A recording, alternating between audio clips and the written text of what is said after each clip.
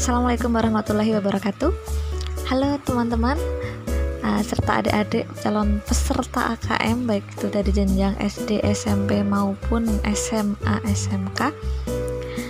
Mungkin di antara teman-teman, di antara adik-adik itu banyak yang masih bingung AKM itu seperti apa sih, nanti soalnya itu bentuknya seperti apa, terutama untuk adik-adik yang kemarin tidak mengikuti simulasi, pasti masih banyak yang bertanya-tanya.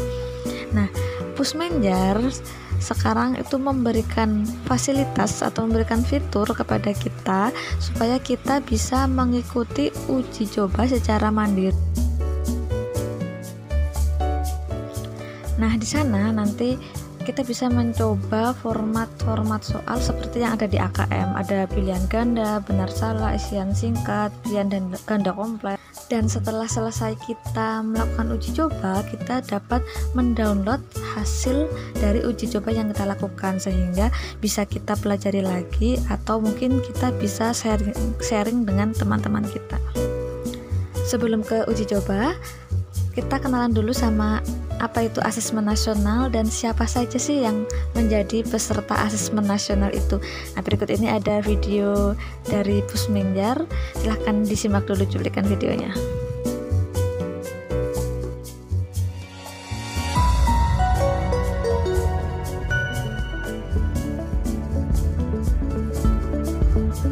Asesmen nasional dilaksanakan di semua sekolah, madrasah, dan program pendidikan kesetaraan. Sampel peserta didik yang mengikuti asesmen nasional dipilih secara acak, sedangkan kepala satuan pendidikan serta guru seluruhnya akan berpartisipasi.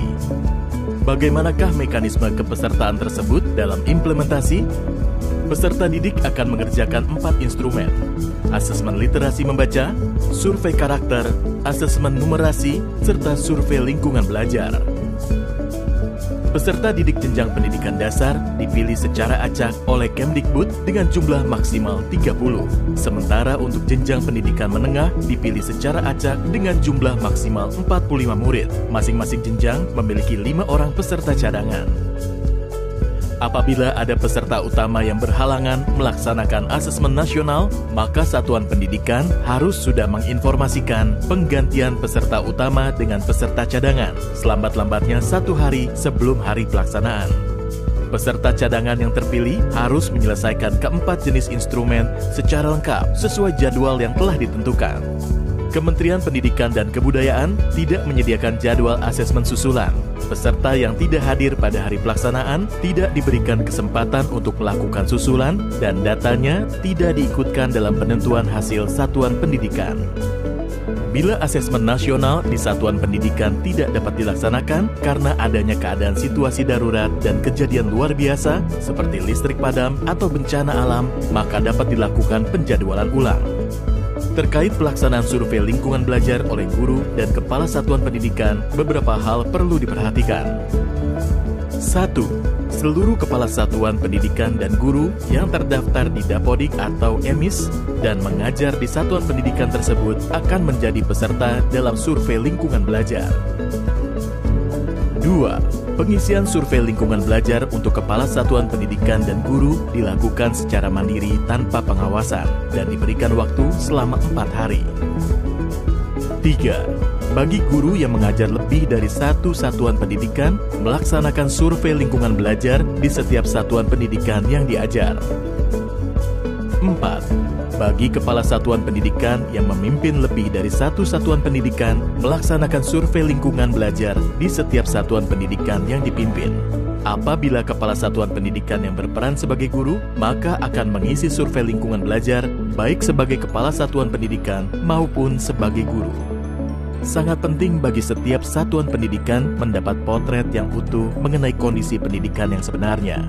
Oleh karena itu, partisipasi aktif untuk melaksanakan asesmen nasional dengan menjunjung integritas tinggi akan mendorong dihasilkannya informasi yang akurat dan komprehensif.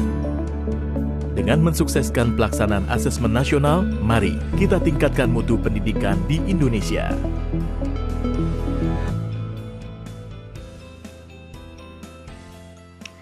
Ya, itu tadi seputar asesmen nasional. Nah, sekarang kita akan melakukan uji coba secara mandiri mengerjakan asesmen kompetensi minimum. Nah, untuk melakukan uji coba mandiri ini yang perlu disiapkan adalah laptop biasa ataupun laptop Chromebook, bisa juga PC, dan karena ini online maka tentunya perlu jaringan internet. Kalau udah siap semua, silahkan buka browser kalian, kemudian ketikkan pushmenjar.kemdikbud.go.id/AKM.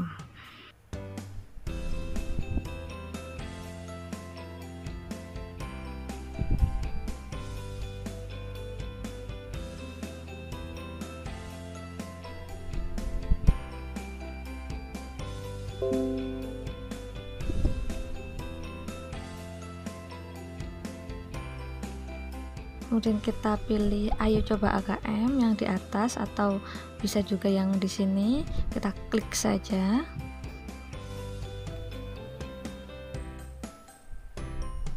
Kalian pilih materinya mau literasi atau numerasi, kemudian jenjangnya SD atau MI, SMP atau MTS atau SMA SMK, dan klik lanjutkan. Kalian akan dibawa ke halaman login, itu sudah default dari sana, langsung klik login saja.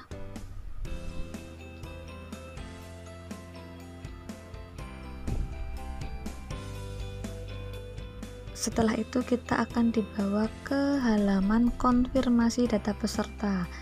Ada NIK, nama peserta, jenis kelamin, nomor ujian, itu sudah default dari sana. Tinggal kita di bawah masukkan nama peserta, nama kita, misalkan di sini saya tulis Nila. Kemudian tanggal lahirnya kita isikan.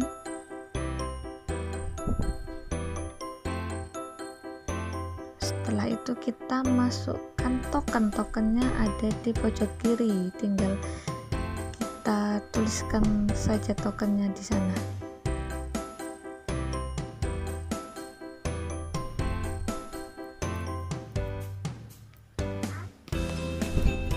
Setelah kita masukkan tokennya, kita klik submit.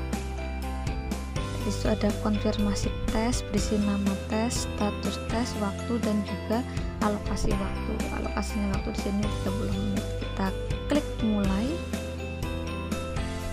Kita sudah di halaman soalnya. Ini soal nomor 1. Bentuk soalnya adalah soal pilihan ganda.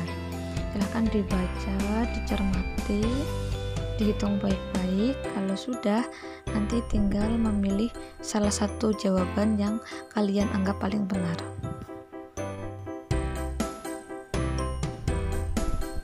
Setelah memilih jawaban, kita klik soal berikutnya, dan kalau masih ragu-ragu bisa kalian checklist di ragu-ragu. Ya, kalau udah yakin berarti checklistnya nggak usah, langsung saja soal berikutnya.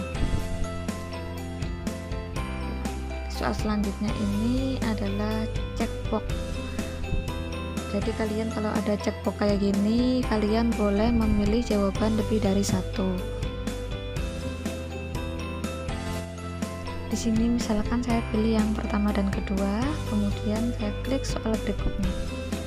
Oh ya, di atas ini ada 3 buah menu ya.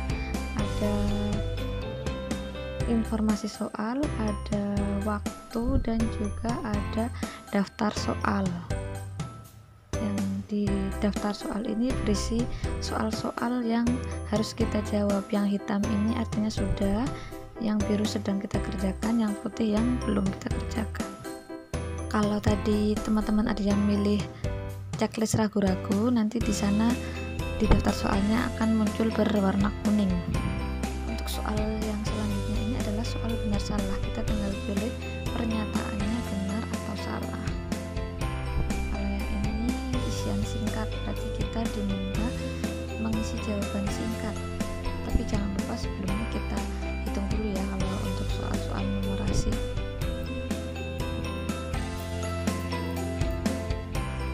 Kita ke soal selanjutnya, masih tema yang sama. Di sini soalnya adalah menjodohkan. Silahkan dijodohkan pernyataan yang di sebelah kiri dengan pernyataan yang ada di sebelah kanan. Kalau di sini tentang jenis barang dan juga harganya. Tinggal diklik saja di kiri, kemudian pasangannya di sebelah kanan.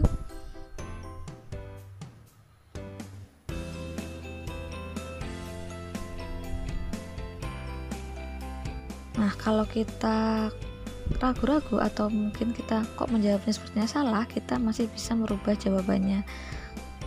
Kita isikan lagi jawaban yang menurut kita itu paling tepat.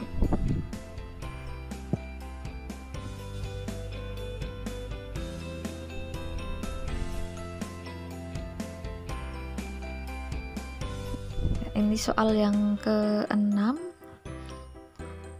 Di sini adalah soal uraian.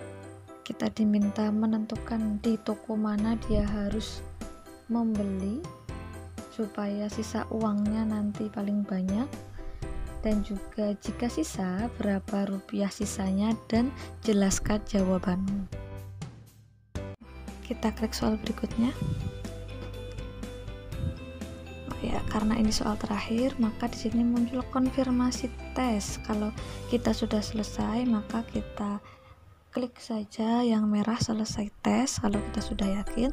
Kalau kira-kira belum yakin, kita klik yang hijau kembali, kemudian kita koreksi lagi. Nah, setelah kita klik selesai, muncul nih review hasil. Jadi yang kita kerjakan dan juga kunci jawabannya. Di sini kita jadi bisa mengecek, oh tadi jawaban saya seperti ini, ternyata yang benar kayak gini. Nah, review tes ini kita dapat download juga untuk kita pelajari. Kita klik unduh hasil, nanti akan terdownload dengan format PDF. Kita klik unduh, kita start download. Sudah selesai download, tinggal kita buka saja filenya.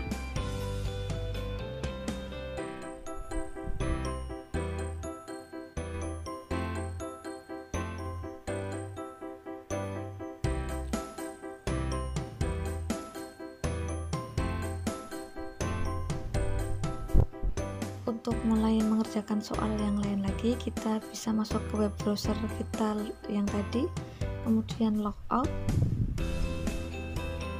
Kita bisa memilih soal yang lain, misalkan tadi numerasi, kita sekarang pilih literasi, kemudian kita pilih jenjang, kita klik OK, lanjutkan, dan kita ulangi langkah seperti tadi. Selamat melakukan uji coba teman-teman, adik-adik, semoga sukses dan lancar. Jangan lupa bagikan informasi ini kepada teman-teman kalian supaya teman-teman kalian juga terbantu dan dapat mengetahui gambaran bagaimana mengerjakan asesmen kompetensi minimum. Terima kasih, semoga bermanfaat. Assalamualaikum warahmatullahi wabarakatuh.